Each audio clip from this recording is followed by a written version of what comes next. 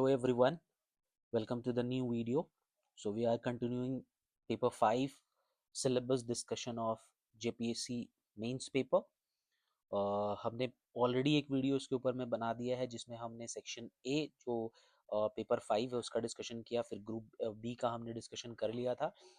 आज हम डिस्कशन करेंगे ग्रुप सी और फिर लास्ट में हम लोग डी के ऊपर में देखेंगे और इससे हम लोग शुरू करते हैं हम लोग अपना डिस्कशन को। सो ओवरऑल हमने इकोनॉमी के सेक्शन को हमने अच्छे से देख लिया था। अभी के टॉपिक में हम लोग देखेंगे इकोनॉमिक रिफॉर्म्स के इकोनॉमी में विथ टाइम क्या क्या बदलाव हिंदुस्तान में देखने को मिला, उसका नेचर क्या था और उसका हिंदुस्तान के इकोनॉमी पर क्या इम्पैक्ट पड़ा। सो इसमें सब टॉपिक जो इसका मिलता है इकोनॉमिक रिफॉर्म्स में, सबसे पहले आता है न्यू इकोनॉमिक रिफॉर्म्स, जिसको हम लोग एलपीजी रिफॉर्म के फॉर्म में हम लोग पढ़ते हैं, जिसको लिबरलाइजेशन, प्राइवेटाइजेशन और ग्लोबलाइजेशन के थ्रू हम इसे समझते हैं। इंडिया की इकोनॉमी को ओपन किया गया ताकि फॉरेन कंट्री के जो कंपनीज हैं उनका इन्वेस्टमेंट हुआ। और आज जो हम इतना रिवोल्यूशन के तौर पर देख रहे हैं हिंदुस्तान में टेक्नोलॉजी का बून, ये जस्ट बिकॉज ऑफ दिस, और there are some other factor also including all this thing. Rational क्या था इसके पीछे and need for reforms, reforms हुए तो क्यों हुए। तो थोड़ा सा आपको 90s के दौर को समझना होगा, गवर्नमेंट को समझना होगा, उस वक्त की सरकार कैसे काम कर रही थी, क्या फॉरेन कंट्रीज का क्या प्रेशर था इंडिया के ऊपर में। अगेन इंटरनेशनल फाइनेंशियल इंस्टीट्यूशन जैसे कि आईएमएफ का क्या रोल था इसके ऊपर में, आईएमएफ कैसे इसको लीड किया। अगेन वर्ल्ड बैंक का इसमें क्या रोल है कि वर्ल्ड बैंक और आईएमएफ और वर्ल्ड ट्रेड ऑर्गेनाइजेशन जो है, इन सबका रोल इंडिया के इकोनॉमिक के पॉइंट ऑफ व्यू से समझना जरूरी है। ठीक है कि इंडिया की इकोनॉमी को इन सब चीज़ों ने कैसे अफेक्ट किया, क्या इनका प्रभाव रहा हमारे इकोनॉमी के ऊपर में। तो इट मीन्स आईएमएफ को हमें अच्छे से पढ़ना है, वर्ल्ड बैंक को अच्छे से पढ़ना है और डब्ल्यूटीओ को पढ़ना है। डब्ल्यूटीओ से इस बार के जेपीएससी 2024 प्रीलिम्स के एग्जाम में आप जाओगे, डब्ल्यूटीओ के विद इन से क्वेश्चन पूछा गया है, डिफरेंट डिफरेंट जो बॉक्सेस होते हैं वो कलर को लेकर के। तो आप मेंस का तैयारी कर रहे हो, आपका प्रीलिम्स हो जाएगा। समझ में आ रहा है स्टडी कैसे करनी है। अगेन नाउ इस वाले पोर्शन में आगे क्या दिया हुआ है, फाइनेंशियल एंड बैंकिंग सेक्टर। एक सेकेंड,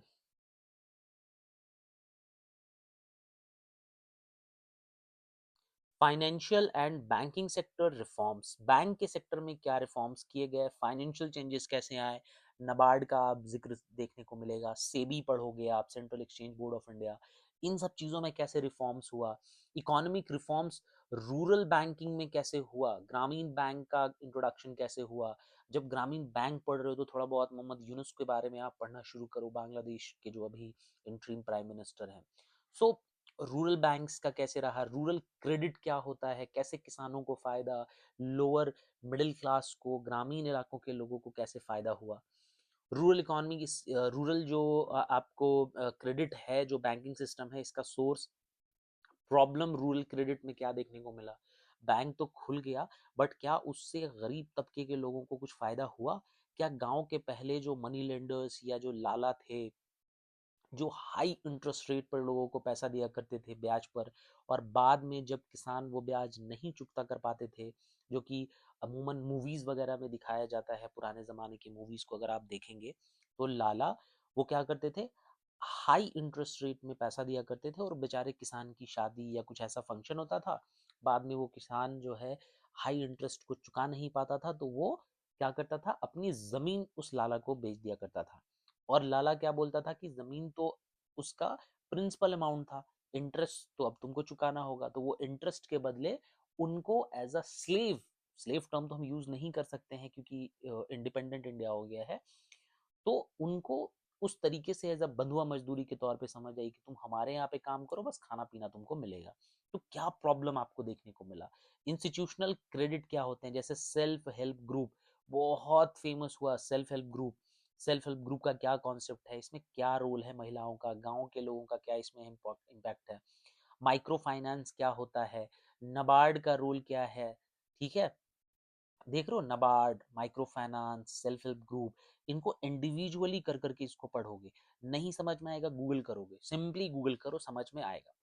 आरआरबीज के बारे में, रीजनल रूरल बैंक्स के बारे में, शेड्यूल्ड कमर्शियल बैंक्स आ गए हैं, रूरल कोऑपरेटिव फाइनेंशियल इंक्लूजन आ गए, कैसे बैंकिंग सिस्टम्स में रिफॉर्म्स आया जिससे आम लोगों की जिंदगी पे इसका बहुत असर पड़ा, और आज के टाइम पे हम लोग देखते हैं कितना लाइफस्टाइल इजी हो कर दिया गया है। फाइनेंस पे हर चीज़ अवेलेबल है, आपको कोई चीज़ पसंद है कोई बात नहीं है, 20%, 10%, इवन 0% पे आप जाओ और कोई भी सामान को खरीद सकते हो। तो फाइनेंशियल बैंकिंग में रेगुलेशन आया, चेंजेस आया, विद टाइम अपग्रेड हुआ, और लोगों के लाइफ पे इसका क्या इम्पैक्ट पड़ा। ठीक है। Globalisation of Indian economy, Indian economy की ग्लोबलाइजेशन क्या रहा, इसका क्या हिंदुस्तान के ऊपर में, हमारी इकोनॉमी के ऊपर में क्या पॉजिटिव इम्पैक्ट पड़ा, निगेटिव कुछ इम्पैक्ट पड़ा, किस तरह का इम्पैक्ट पड़ा, डिफरेंट डिफरेंट सेक्टर्स में कैसे रहा, कौन सा सेक्टर ग्रो किया, कौन सा सेक्टर को इससे नुकसान हुआ, इश्यूज एफडीआई से रिलेटेड क्या है, फॉरेन डायरेक्ट इन्वेस्टमेंट से रिलेटेड क्या प्रॉब्लम आपको देखने को मिलता है, चैलेंजेस क्या है, एफआईआई क्या है।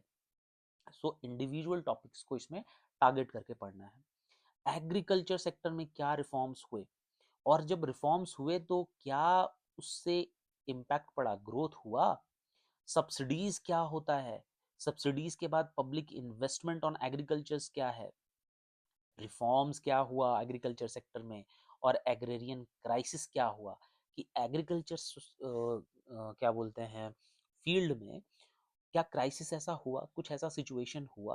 फर्टिलाइजर्स के बारे में थोड़ा पढ़िए।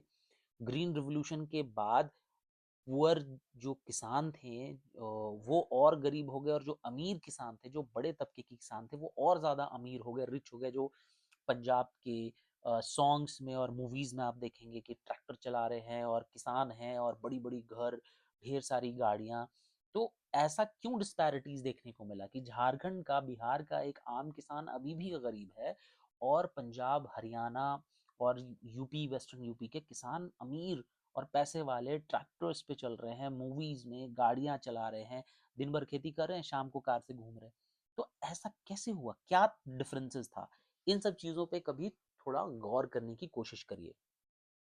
इंडस्ट्रियल डेवलपमेंट कैसे हुआ, इकोनॉमिक रिफॉर्म्स और इंडिया, इंडिया में क्या इंडस्ट्री के डेवलपमेंट हुए, तो किस किस तरह के, माइक्रो स्मॉल मीडियम एंटरप्राइजेस, क्या चैलेंजेस रही, पॉलिसीज क्या बना, इनके बारे में पढ़ना है।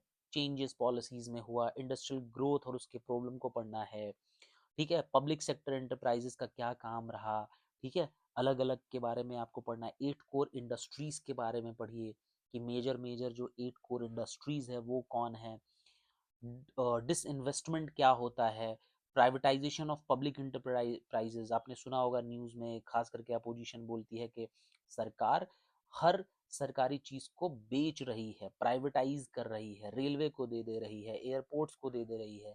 तो इन सब चीजों का पॉजिटिव और निगेटिव दोनों इम्पैक्ट है, उनको आपको सही तरीके से समझ के पढ़ना है। आप आम जनता नहीं है ना कि आपको कुछ भी व्हाट्सएप पे भेज दिया जा रहा है, कुछ भी न्यूज में चल रहा है उसको मान ले रहे हैं।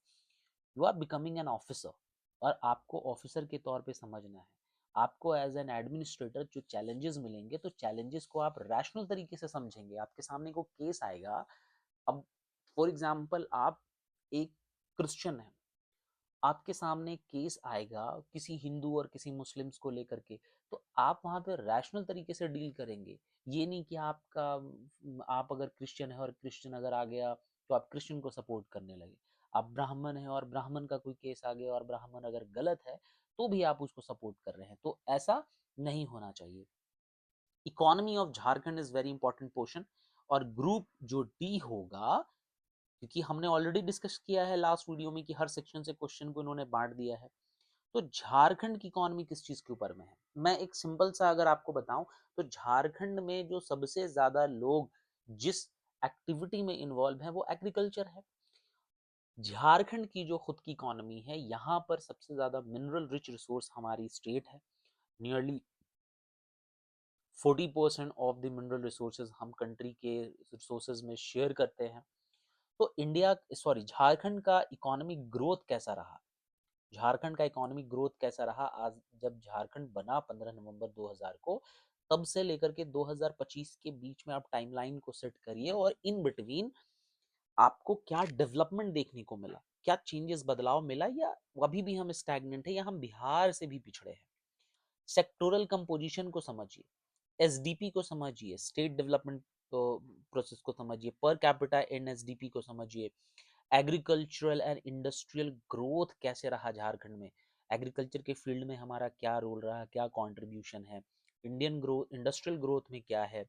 डेमोग्राफिक फीचर, डेमोग्राफिक फीचर मतलब पॉपुलेशन ग्रो कैसा हुआ, मेल और फीमेल में क्या फीमेल का रोल अच्छा रहा, क्या सेक्स रेशियो कैसा है, डेंसिटी यहाँ पे कैसा है, लिटरेसी रेट यहाँ का कैसा है, बढ़ रहा है या नहीं बढ़ रहा है, अर्बन एरियाज में क्या सिर्फ लोग लिटरेट हो रहे हैं, गरीब इलाके में नहीं हो रहे हैं, तो उसके लिए क्या करना होगा, किन किन तरीकों को, तो पॉलिसी फॉर्मुलेशन होता है। और इस पॉलिसी फॉर्मुलेशन के बेसिस पर डेटा और सेंसस तैयार किया जाता है। वर्क फोर्स कैसे, यहाँ पे कंपोजिशन क्या है, रूरल अर्बन कंपोजिशन क्या है, यानी झारखंड की इकोनॉमी को अच्छे से समझना है। स्पेशल रेफरेंस टू सेंसस 2001 और 2011 के बीच में आप देखो कि 2001 में कैसा था, 2011 में क्या हुआ, लिटरेसी रेट वहां का कब 2001 का क्या था, 2011 का क्या हुआ, ठीक है, सेक्स रेशियो क्या था, 2011 का क्या है, मैटरनिटी बेनिफिट क्या है, मैटरनल मोर्टेलिटी रेट क्या है, इन सब चीज़ों के बारे में समझो और देखो। और ये सारी चीज़ें अगर झारखंड के बारे में पूछिए तो सिर्फ अगर मैं बोलूँ तो उड़ान को पढ़ लीजिए, इकोनॉमी वाले पोर्शन को अच्छे से गूगल के साथ अपडेट होइए, जहाँ पे कंफ्यूजन लग रहा है गूगल से जाइए, गूगल से क्वेश्चंस करिए, डायरेक्ट टाइप करिए, चैट जीपीटी है, बहुत सारे अब ऑप्शन आ गए हैं, आपको कोई ज़रूरी नहीं है कि टीचर ही को पकड़ पकड़ के आप सवाल पूछ सकते हैं। हाँ, टीचर और फ्रेंड का ये रोल हो सकता है कि जो चीज़ दिया हुआ है उसको वो आसानी से समझा सकता है। तो अभी के टाइम में टेक्नोलॉजी इतना एडवांस है कि आप चैट जीपीटी से जिस तरीके से सवाल बनाना चाहते हैं वो बना के देगा आपको आंसर, ठीक है। तो क्वेश्चंस को ब्रेक डाउन करिए, झारखंड को की इकोनॉमी पढ़ रहे हैं तो इतना अच्छे से पढ़िए और इतने बेहतरीन नोट्स बनाइए कि अगर इकोनॉमी का कोई भी सवाल अगर आ गया झारखंड पे तो बना करके हम उसका आंसर लिख देंगे। यानी इकोनॉमी क्या है, कितनी है, कौन सा यहाँ झारखंड के इकोनॉमी में सबसे ज्यादा सोर्सेज वाला चीज है, ठीक है।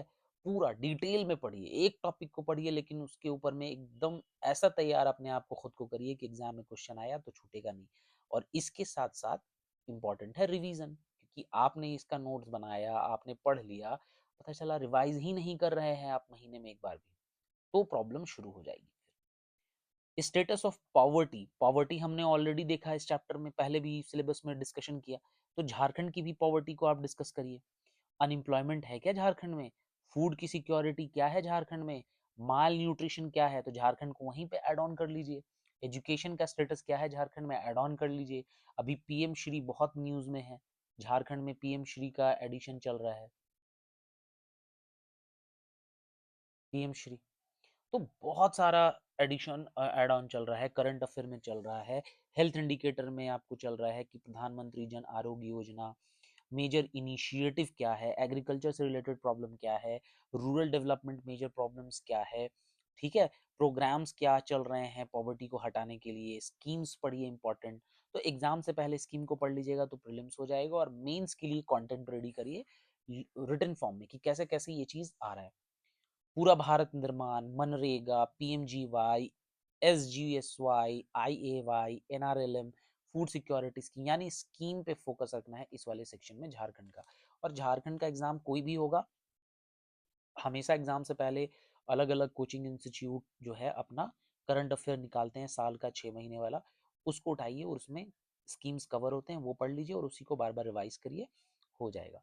लैंड फॉरेस्ट एक बहुत बड़ा यहाँ पे चैलेंज है, अभी न्यूज में सारंडा फॉरेस्ट के ऊपर में चल रहा है डिस्कशन, सारंडा का जंगल। अब मुझे बताइए सारंडा का जंगल फेमस कौन से पेड़ के लिए है, ये आपसे मैं क्वेश्चन पूछ रहा हूँ कि सारंडा का जो जंगल है, सारंडा जो फॉरेस्ट है, इस फॉरेस्ट में मेजॉरिटी में कौन से पेड़ पाए जाते हैं, कौन से पेड़, पीपल है, आम है, महुआ है, सखुआ है, क्या है, साल का वृक्ष क्या है, ठीक है। तो झारखंड की issues related to land forest, government और शेड्यूल्ड ट्राइब के बीच में, कई बार scheduled tribe forest right act, इनके बीच में चलता रहता है कंट्रोवर्सी, तो forest right act is very important 2006 का। ठीक है, forest related issues, core area, national park, ये वाइल्ड लाइफ से रिलेटेड, इन सब थोड़ा सा इन्वायरमेंट वाले पोर्शन को भी इसमें देखिएगा। तो लैंड रिफॉर्म्स यहाँ पे हुए, क्या हुए, एग्रेरियन रिलेशन क्या है, ट्राइबल लैंड एलिनिएशन क्या है, फिफ्थ शेड्यूल को यहाँ पे ध्यान में रख के पढ़िएगा। ठीक है, development induce displacement of people, people को डिस्प्लेस किया जा रहा है in the name of mining, forest right के एक्ट के हिसाब से, या फिर नेशनल पार्क या वाइल्ड लाइफ सेंचुरी के नाम पे। तो ट्राइबल लोग को डिस्प्लेस किया जा रहा है, उनसे उनकी हैबिटेट छीने जा रहे हैं, उनके कल्चर पे अटैक किया जा रहा है। तो इन सब चीजों पे ध्यान से समझना है। बाद में इम्पैक्ट क्या हुआ, पॉलिसी इनिशिएटिव क्या है, सरकार क्या कदम उठा रही है, फॉरेस्ट इश्यूज क्या है, एफसीआरए से रिलेटेड, इन्वायरमेंटल डिग्रेडेशन हो रहा है, क्या माइनिंग के चक्कर में लोगों को तो हटाया जा रहा है, क्या उसका इम्पैक्ट इन्वायरमेंट पे पड़ रहा है।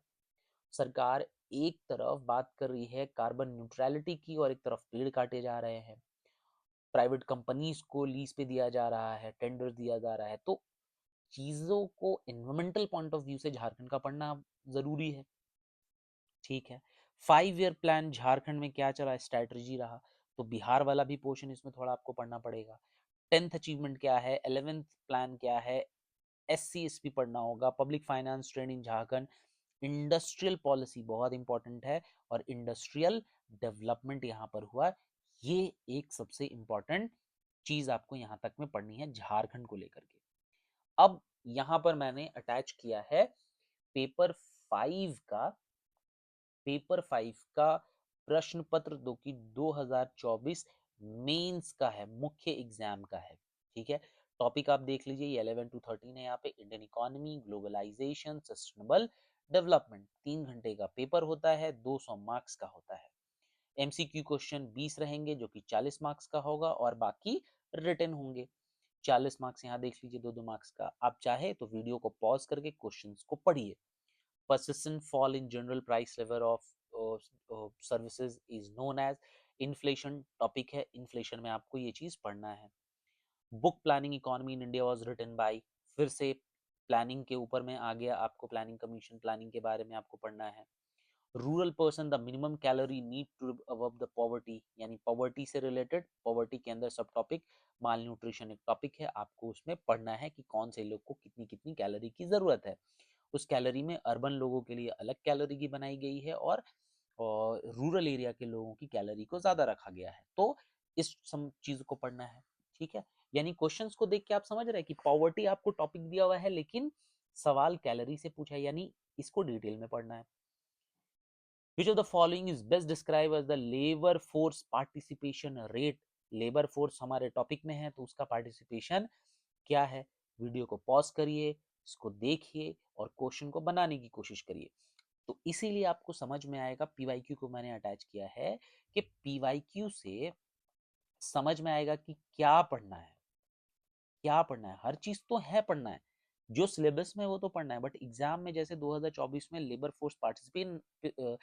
फोर्स पार्टिसिपेशन रेट आया, क्योंकि उस टाइम पे न्यूज में था, और 2024 में ये न्यूज में चल रहा है, इसीलिए क्वेश्चन को यहाँ पे दे दिया गया। तो न्यूज़पेपर को भी पढ़िए, ताकि आपको पता रहे कि सिलेबस का कौन सा टॉपिक अभी न्यूज में चल रहा है, तो आप एक बार फटाफट उसको रिवाइज कर लिए, गूगल कर लिया लेबर फोर्स पार्टिसिपेशन के ऊपर में जाके, सिंपल डिफिनेशन देख लिया। तो बेसिक बेसिक चीज ये पूछेगा, एकदम डिटेल में नहीं जाएगा।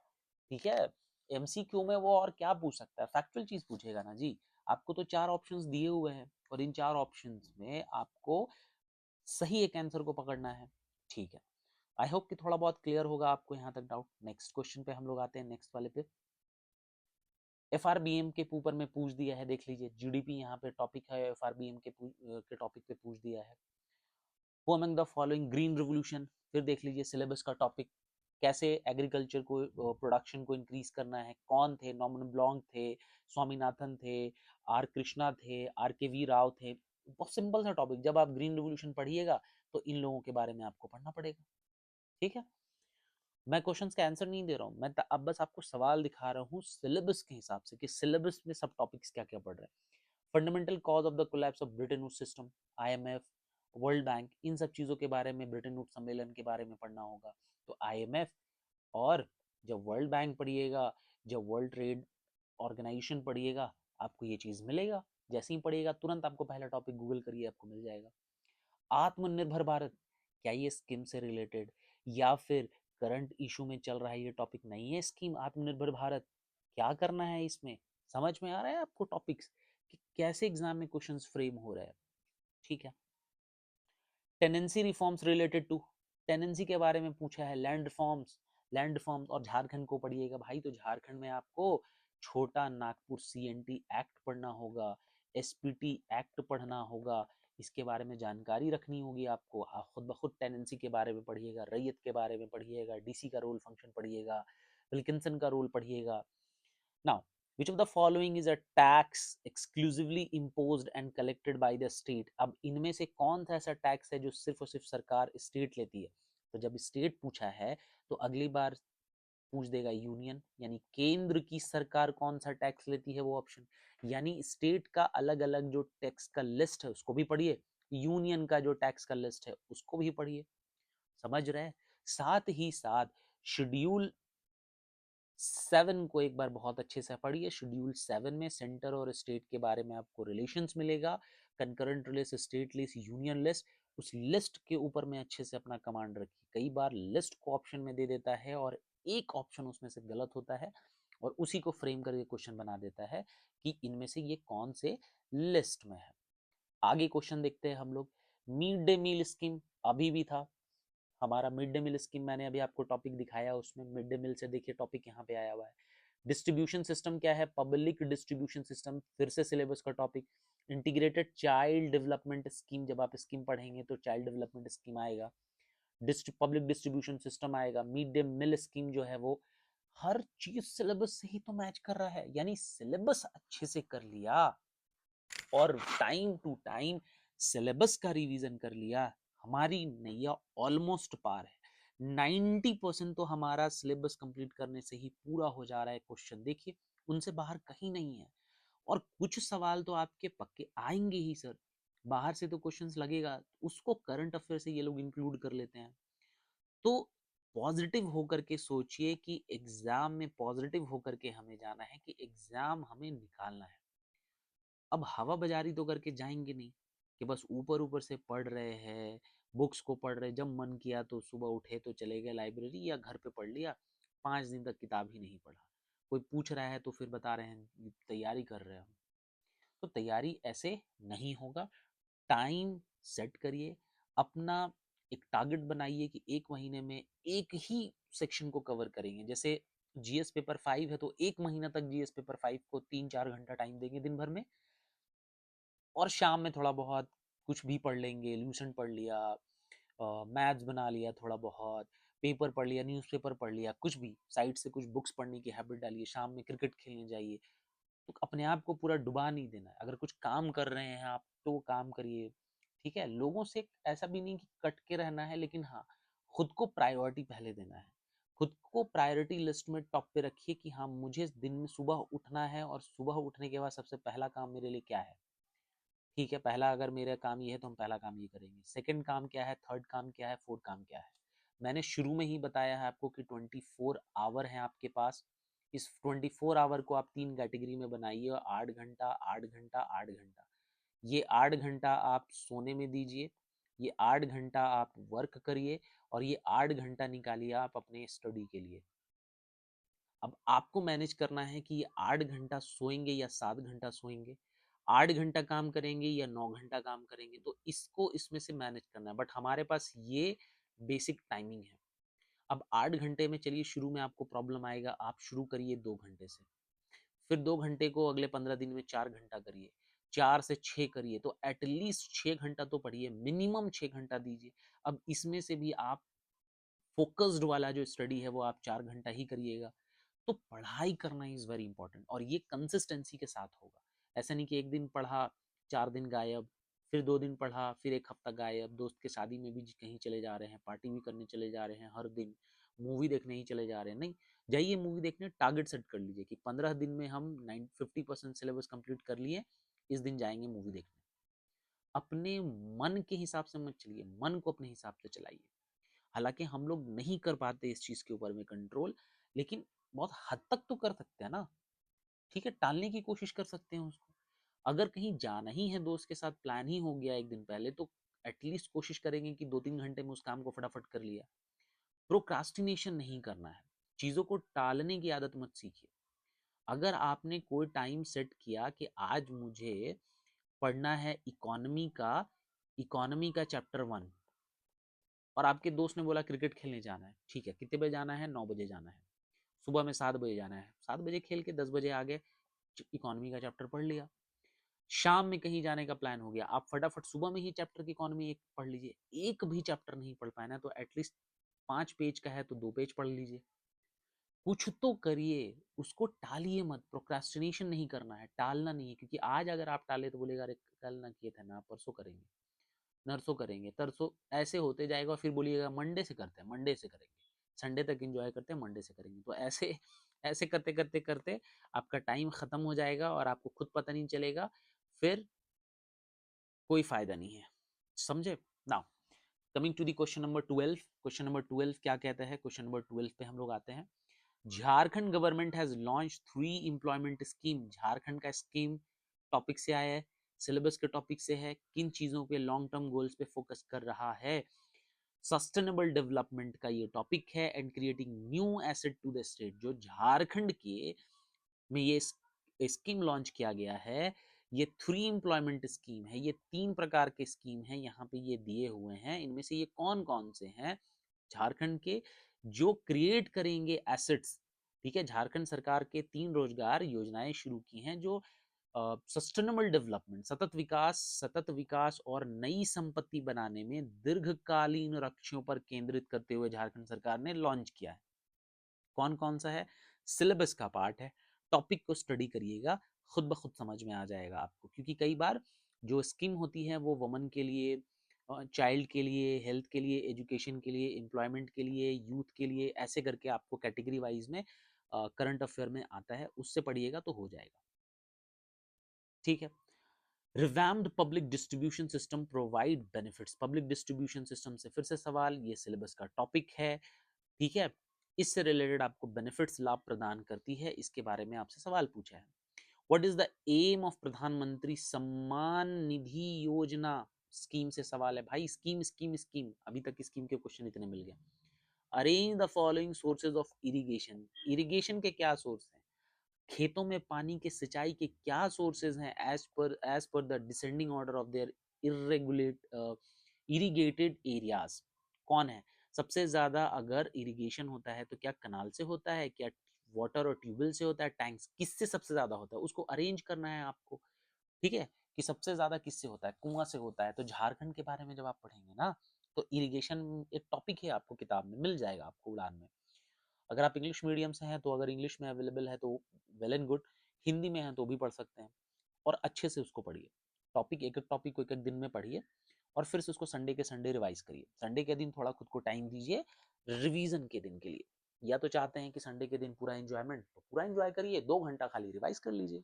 जो जो हफ्ता में पढ़े हैं फटाफट एक एक नजर ऐसे 10-10 मिनट में टॉपिक को देख लीजिए, तो एक बार आपको 20-30% रिटेन रहेगा जो जी चीजें आपने लास्ट वीक में पढ़ी हैं। ठीक है, यहां तक तो कोई प्रॉब्लम नहीं है। आगे आते हैं क्वेश्चन नंबर पे हम लोग। यहाँ पे क्वेश्चन पूछा है according to economic survey of Jharkhand. Economic survey Jharkhand का जो हुआ है, GSDP constant price factual data है। जब आपको बजट आपने पढ़ा होगा, झारखंड का बजट पेश होता है ना, तो उससे एक दिन पहले इकोनॉमिक सर्वे आएगा, जैसे कि इंडिया में भी आता है इकोनॉमिक सर्वे आता है बजट पेश होने से एक दिन पहले, कि पिछले साल में क्या क्या खर्च हुआ, कैसे कैसे हुआ। तो 2025 में बजट जब आया तो उससे पिछले साल का 2023-24 का इकोनॉमिक सर्वे प्रेजेंट किया गया। तो वो बोलते हैं कि जीडीपी जो स्टेट की होगी उसका क्या परसेंटेज रखा गया है। ठीक है, वही सवाल पूछा है। What is not a kharif crop? Agriculture में आप जब अभी एग्रीकल्चर टॉपिक पढ़िएगा तो एग्रीकल्चर को कैटेगरी वाइज में बांटा गया है सीजन के हिसाब से, खरीफ क्रॉप, राबी क्रॉप, जायद क्रॉप। तो खारिफ क्रॉप जब आप पढ़ेंगे तो आपको खारिफ क्रॉप, ये क्लास एनसीईआरटी भी अगर आप पढ़ते हैं साइंस, एनसीईआरटी अगर आप साइंस पढ़ते हैं तो ये क्लास 8 में ये चैप्टर आपको मिलेगा। उसमें खारिफ क्रॉप, राबी क्रॉप के बारे में आपको ब्रीफ में अच्छे से बता दिया गया है एक चैप्टर में। अगर आप 6 से लेकर के 12 जब 10 तक पढ़िए, एनसीईआरटी को तो 10 तक पढ़िए साइंस वाली बुक को, 11 12 बहुत डिटेल हो जाएगा, तो आपको 8 क्लास ही मिल जाएगा। फिर आपको रियलाइज होगा कि चलो यार 6 तो नॉर्मल है, हो जाएगा, कोई प्रॉब्लम नहीं है, तो अब 7 8 पढ़ोगे, बट 10 तक तो पढ़ो। 10 तक में पीरियोडिक टेबल वगैरह से कहीं एटम मॉलिक्यूल्स ये सबसे सवाल पूछ दिया तो थोड़ा प्रॉब्लम हो जाता है। 7 क्लास से 2024 में ही पूछा है क्वेश्चंस, ऊल वाला एग्जाम्पल, जो रैबिट से ही उसको ऊल बनता है, बहुत लोगों ने इसमें गलत कर दिया था।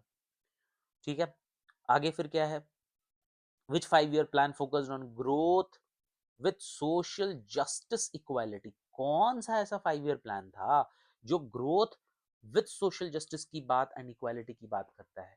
तो समझ रहे हो, थीम को भी पढ़ना है। तो यानी 5 year प्लान भैया बहुत इंपॉर्टेंट है। आपको 5 year प्लान प्रीलिम्स के पॉइंट ऑफ व्यू से तो बहुत इंपॉर्टेंट है, ठीक है, क्योंकि एक दो सवाल आपको मिलेंगे।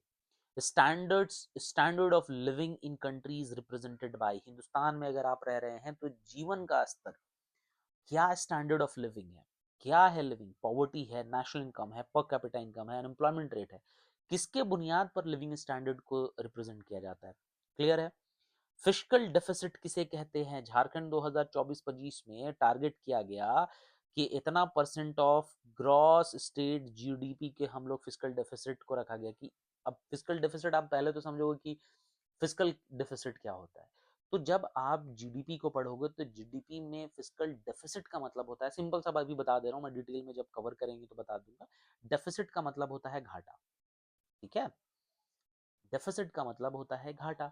आप इस मंथ में आप मान लीजिए नवंबर मंथ शुरू हो गया है, इस मंथ में आप अर्न करते हो 10,000 रुपए, ठीक है, और आपका खर्च हो जा रहा है, आपका अर्निंग है ये, और ये स्पेंड, आप खर्च कर दे रहे हो, स्पेंड कर दे रहे हो 12,000 रुपए।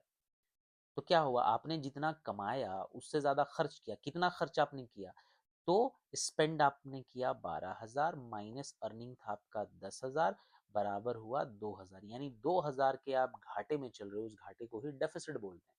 तो स्टेट गवर्नमेंट भी के साथ भी हो सकता है, जब वो राज्य चला रही है तो चलाने में उनका खर्च भी ज्यादा हो सकता है, तो उन खर्च का कितना था, 3%, 4%, 2%, 5%, कितना था, यही पूछा है। तो जीडीपी पढ़िएगा जब स्टेट का, तो आपको पढ़ना पड़ेगा कि डेफिसिट भी कहाँ पर है, ठीक है।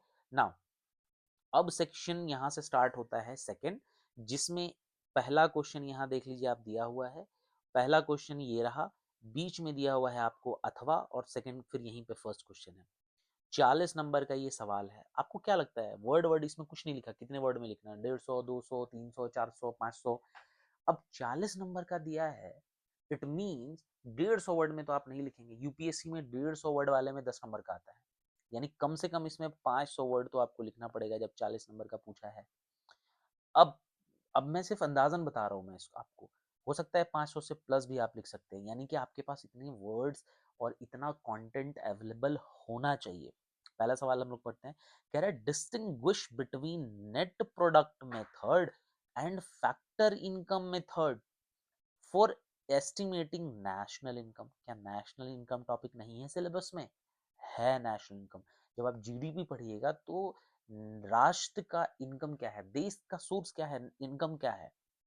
अब जब इनकम को आप पढ़ेंगे तो इनकम एट फैक्टर और नेट प्रोडक्ट मेथड आप पढ़िएगा, उसमें सब टॉपिक, और methods are followed in India, तो सब टॉपिक्स में पढ़ना है, यानी कि नेशनल इनकम के ऊपर में टॉपिक पे अच्छे से तैयार करना है, ठीक है। मान लीजिए आपको ये सवाल नहीं आ रहा है, तो आप इस क्वेश्चन पे आ जाइए कि India is currently experiencing a demographic dividend, Hindustan में जनसंख्या का अभी डिविडेंड देखने को मिल रहा है, ये क्या है, डेमोग्राफिक डिविडेंड क्या है, तो डेमोग्राफी आपको सिलेबस का टॉपिक है ये वाला, तो जब आप डेमोग्राफी पढ़िएगा तो डिविडेंड खुद ब खुद आपको मिल जाएगा सब टॉपिक पढ़ने के लिए, तो डेमोग्राफिक डिविडेंड आप नोट्स में ऐड कर लीजिएगा। अब बोल रहा है इसको एक्सप्लेन करो, डेमोग्राफिक डिविडेंड को थोड़ा एक्सप्लेन करिए, मान लीजिए 200 वर्ड में एक्सप्लेन किया। Discuss challenges and risk associated with the kind of demographic transition. अब इसमें जो आपको डेमोग्राफिक ट्रांजिशंस हो रहा है, इनसे जुड़ी परेशानियों, चुनौतियों पर और इनसे रिलेटेड चैलेंजेस के ऊपर में, और रिस्क के ऊपर में डिस्कशन करना होगा। डिस्कशन करना मतलब बस आप डिस्कस करो, जैसे मैं और आप हैं और मिल करके हमने सोचा कि हम एक किसी 2024-25 में या 2025 हमारा कैसा रहा, चलो डिस्कशन करते हैं। तो आप कुछ अपनी बात करोगे, मैं अपनी बात रखूंगा, बस यही तो है, कुछ बात अपना रखना है। तो आप डेमोग्राफिक डिविडेंड के ऊपर में आप अपना डिस्कशन रखिए, डिस्कस करने के लिए बोला है, हाँ ठीक है करेंगे। तो आपको ये, मुझे तो ये क्वेश्चन ज़्यादा अच्छा लग रहा है कि ये फैक्चुअल बेस्ड क्वेश्चन है, इसमें मुझे डेटा वगैरह प्रोवाइड करना होगा। डेमोग्राफिक डिविडेंड में मुझे थोड़ा बहुत डेटा प्रोवाइड करना होगा, बाकी मैं इसको एक्सपैंड कर सकता हूँ अच्छे से। तो ये मेरे लिए तो ये डुएबल क्वेश्चन है, मैं इसको आराम से 500 शब्दों में, 450 शब्दों में मैं लिख सकता हूँ मैं। अब इसमें मार्क्स कितना आएगा ये डिपेंड करता है, ये बाद में चर्चा का विषय है, ठीक है। सेक्शन इसके बाद अगला अगला सेक्शन फिर से देख लीजिए, क्वेश्चन नंबर 2, ये है 40 मार्क्स का। 40 मार्क्स का है। अब मैं अंदाजन इसको किस तरीके से लगा रहा हूँ कि लिखना कितना है, वर्ड्स नहीं दिया हुआ है। तो यूपीएससी के मेंस में 10 नंबर का और 20 नंबर का क्वेश्चन आता है। ये लिखा रहता है 150 वर्ड में लिखना है, वर्ड लिमिट लगा हुआ होता है, और इसको मान लीजिए ये 250 वर्ड में लिखना है, ठीक है। अब आपको बहुत कुछ पता है यूपीएससी में, बट लिखना आपको इतना ही है। मान लीजिए डिफरेंस पूछा तो डायरेक्ट डिफरेंस पे बात करो, घुमाओ मत सवाल को, ठीक है। सो डिस्क्राइब्स, क्वेश्चन सेकंड को देखते हैं कि describe the important characteristics of an under developed economy. Economy में वैसी इकोनॉमी जो डेवलप्ड नहीं है, अंडर डेवलप्ड है। अब अपना बात का रीजन दीजिए इसमें कि क्या कैरेक्टरिस्टिक्स है, महत्वपूर्ण इनमें क्या पॉइंट्स है, क्या इंपॉर्टेंट लक्षण है इसके अंडर डेवलप्ड इकोनॉमी में। क्या under India under developed economy है या डेवलपिंग इकोनॉमी है? तो इंडिया अभी डेवलप्ड नहीं हुआ है, इंडिया डेवलपिंग है, तो उसके बारे में बात करिए। तो आप न्यूज़पेपर जब आप पढ़ेंगे तो आप पढ़ते पढ़ते आपको खुद समझ में आ जाएगा कि डेवलपिंग नेशन क्या होता है, डेवलपिंग जीडीपी क्या होता है, डेवलप्ड इकोनॉमी क्या होता है। अथवा अथवा या अगर ये आपको अगर आंसर नहीं पता है तो आप इस क्वेश्चन को बना सकते हैं, what do you understand by the inclusive growth.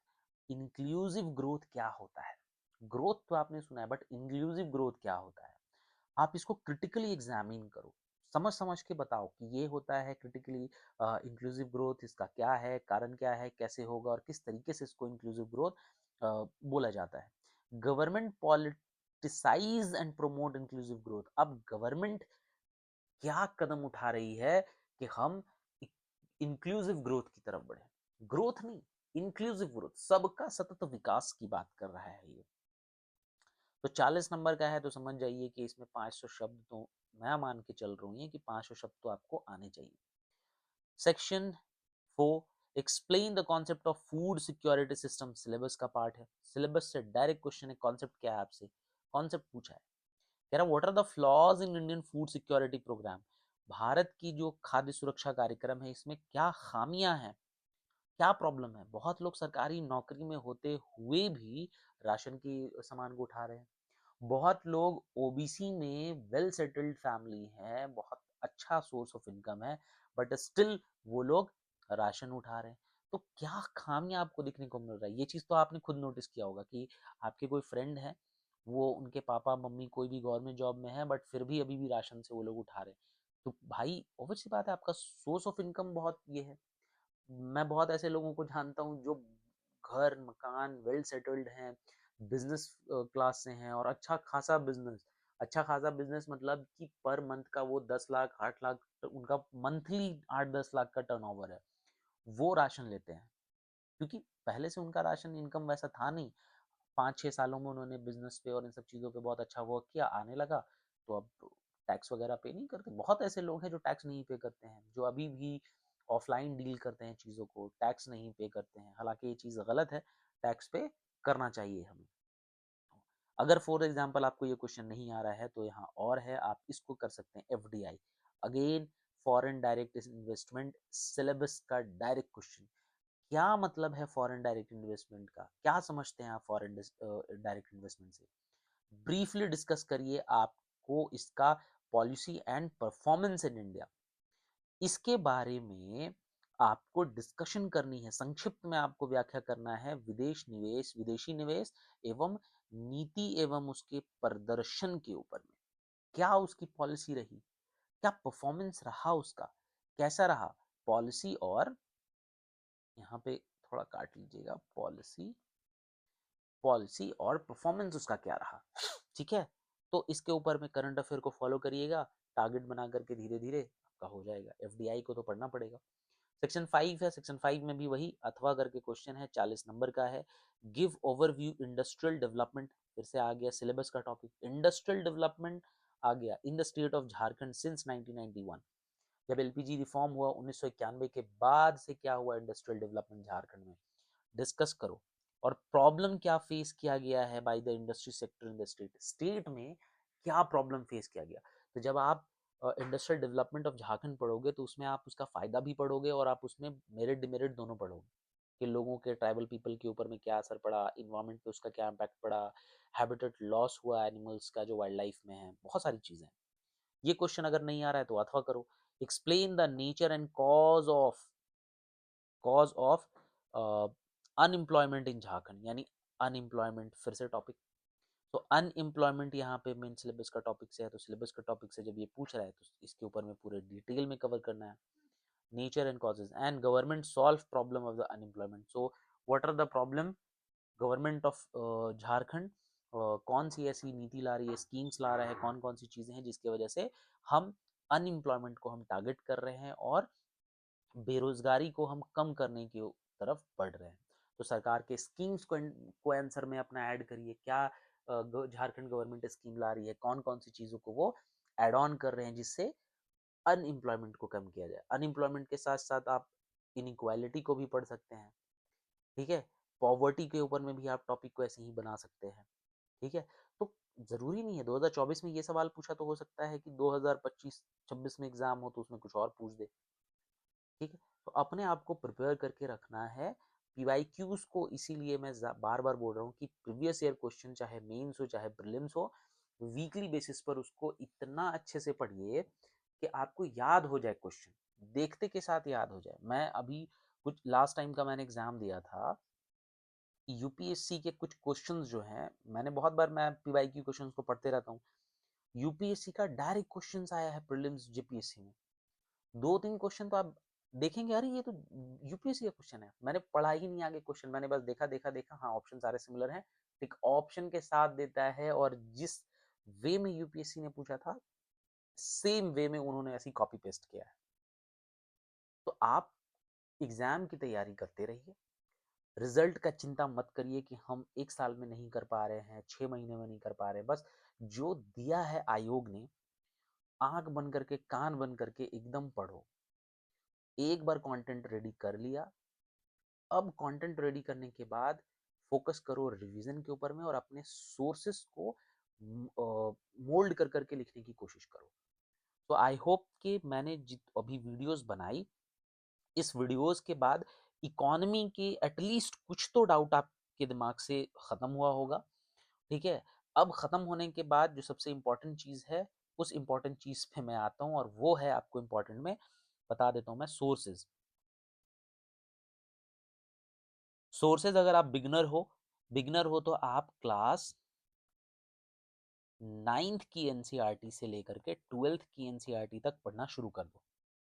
Class 9th से लेकर के क्लास 12th की एनसीईआरटी को फॉलो करो। समझ में आया? क्लास 9 से लेके एनसीईआरटी को फॉलो करो। अब तुम चाहते हो कि बहुत सारी और भी चीज़ें हैं अलग अलग इसमें, जैसे सस्टेनेबल डेवलपमेंट है और भी टॉपिक है, तो इनके लिए यूट्यूब को फॉलो करो।